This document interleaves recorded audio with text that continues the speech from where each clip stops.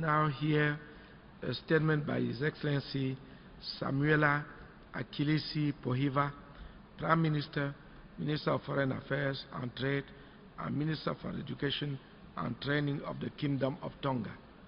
May I request protocol to escort His Excellency. I have great pleasure in welcoming the Prime Minister, the Foreign Minister, Foreign Affairs, Minister for Foreign Affairs and Trade, and Minister for Education and Training of the Kingdom of Tonga, and I invite him to address the General Assembly.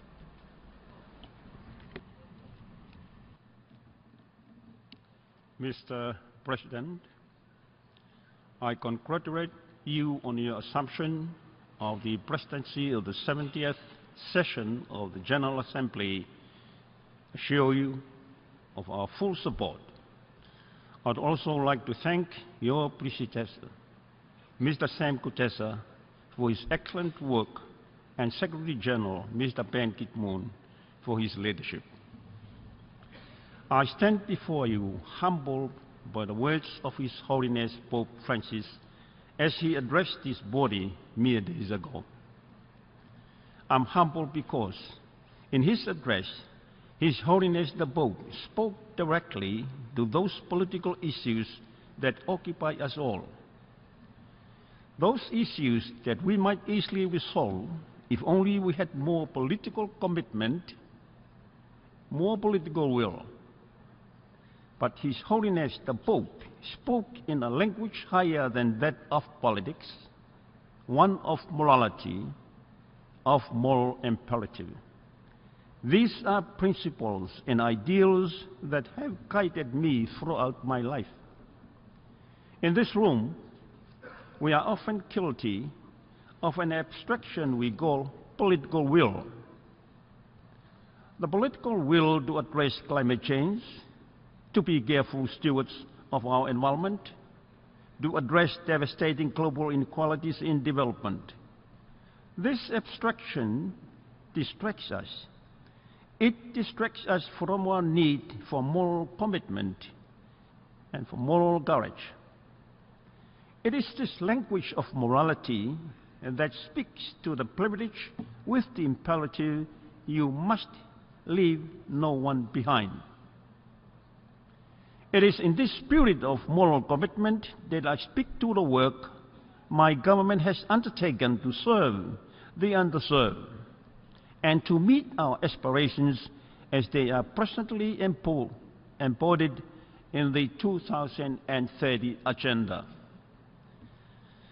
As the first democratically elected representative of the people to the rank of Prime Minister in my country, I am particularly pleased with the inclusion of Sustainable Development Goal 16 related to building effective, accountable, and inclusive institutions at all levels.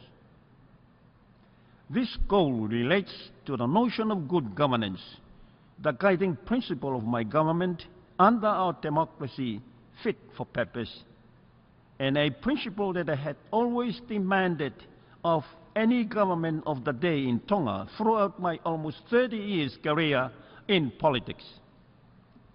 Indeed, it is my government's mantra that good governance, transparency, accountability, and law and order will drive all other development goals of a country.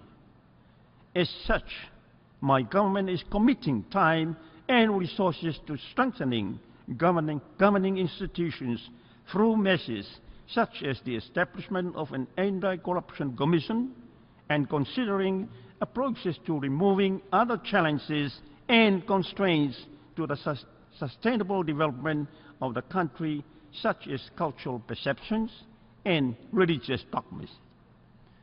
The objective of good governance, effective, accountable, and inclusive institutions are impossible without full support for the human rights of all peoples living in areas of conflict throughout the world, including in the Pacific Islands. Tonga reiterates its call for the root causes of such conflict to be resolved by peaceful means, and while fully recognizing the principles of sovereignty of states.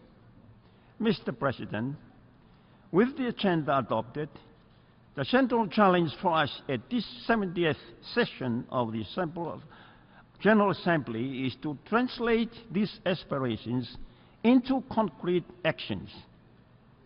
Our final MDG report 2015 revealed that the achievement on the areas of health and education has helped to maintain Tonga's position in the Human Development Index.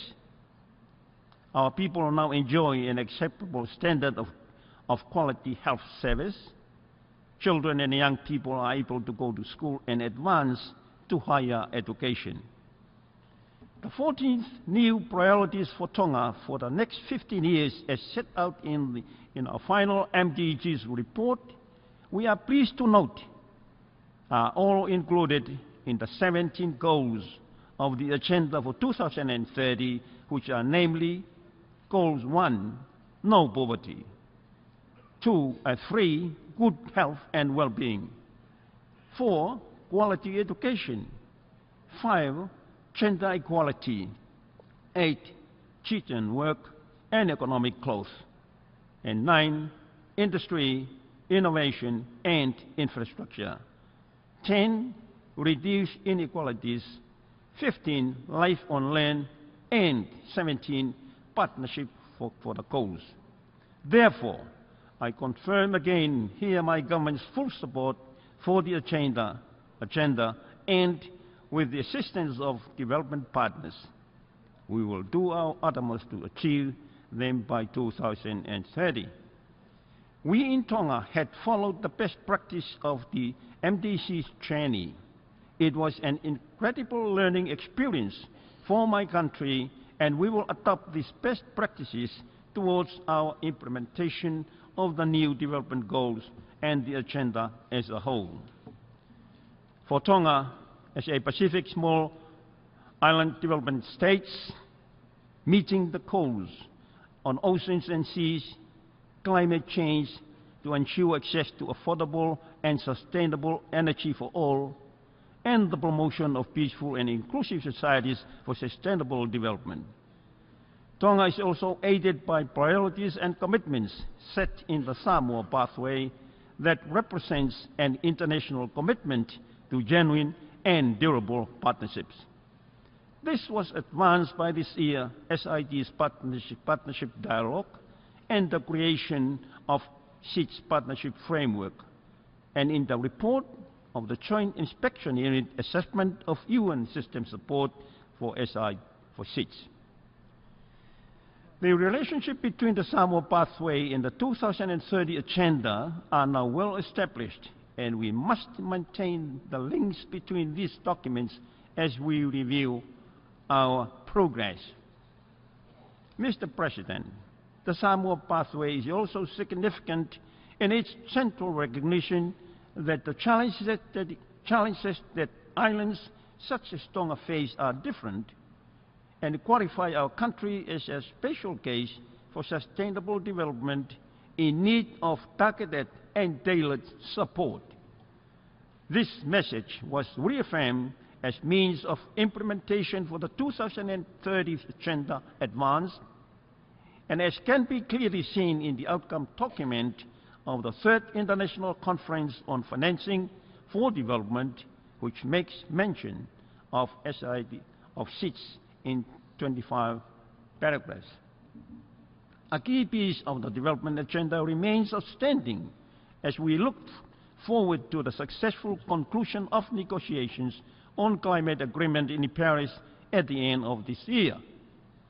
This agreement must reaffirm the ultimate objective of the UNFCCC to stabilize greenhouse gas emissions in the atmosphere. Tonga remains highly vulnerable to natural disasters, which continue to increase in frequency and destructiveness. Climate change continues to pose an irreversible threat to our people, our society, our livelihoods, and our natural environment. In this regard, we welcome the dialogues having taken place at the Security Council and a side event to be hosted by foreign ministers of France and Germany tomorrow afternoon, touching upon the security implications of climate change and support recognition of the links between our climate and international peace and security. We reaffirm our support for the call to the Secretary General to appoint a special representative on climate and security to thoroughly research and report on those links. Tonga vulnerability to natural disasters re-emphasizes the SID's special case for sustainable development, and therefore such vulnerabilities should be factored into development finance calculations designed to assist SIDs. Currently, the use of GDP per capita as the basis for determining the access of SIDs to development finance should be replaced with a comprehensive one that recognizes our vulnerability to natural disaster. This move will save Tonga from increasing its indebtedness in obtaining funds from multilateral institutions for reconstruction in the wake of a cyclone. Currently, Tonga accesses these funds under the condition of 50% grant and 50% credit. We therefore support the proposal for adopting a new index reflective of our specific and unique national development characteristics. Mr. President, we remain thoroughly committed to the management and conservation of our ocean and seas. This year, Tonga commended its term on the Council of the International Seabed Authority. At home, we have passed legislation related to seabed mining activities within our national jurisdiction under relevant provision of UNCLOS. We remain committed to the conservation and sustainable use of resources in areas beyond national jurisdiction and fully support ongoing efforts towards an instrument regarding the same. We thus welcome the first meeting of the Pacific Ocean Alliance in May this year under the auspices of the Office of the Pacific Ocean Commissioner in Fiji to discuss positions from government, the private sector and civil society on the BBNJ. Within our exclusive economic zones, we continue to combat the problem of IUU fishing, and in welcoming the adoption of SDG 14 on the oceans and seas, we support the proposed Greener UN Ocean and Seas Conference to drive progress on the goal. Mr. President, as we work to translate our new agenda into action, we recognize that the development system of the United Nations must adapt to suit our new priorities. We are supportive of efforts to ensure that the UN is fit for purpose to implement the 2030 agenda. We look forward to continued dialogue on long-term positioning of the UN development system. In the same vein, Tonga is supportive of the continued efforts to reform the Security Council through an intergovernmental process in the pursuit of a more representative and inclusive body reflecting of and in line with today's realities. Finally, Mr. President, ladies and gentlemen, most of us have come a long way looking with hope for solutions. Our political priorities must not distract us from the goal so well embodied in the 2030 agenda to leave no one behind. I re-emphasize that this goal speaks to us as leaders to work together against injustice and cruel violation of human rights, and as in the case of West Papua and Melanesia in the Pacific. This is within our power. It is a choice that those with power and privilege can make.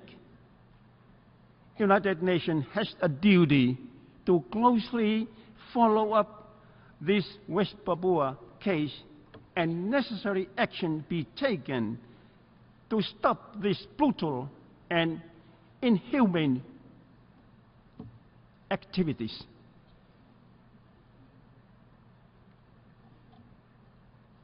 We, leaders, must rise to a higher moral order beyond interests and be guided by what is fair and justiciable to all.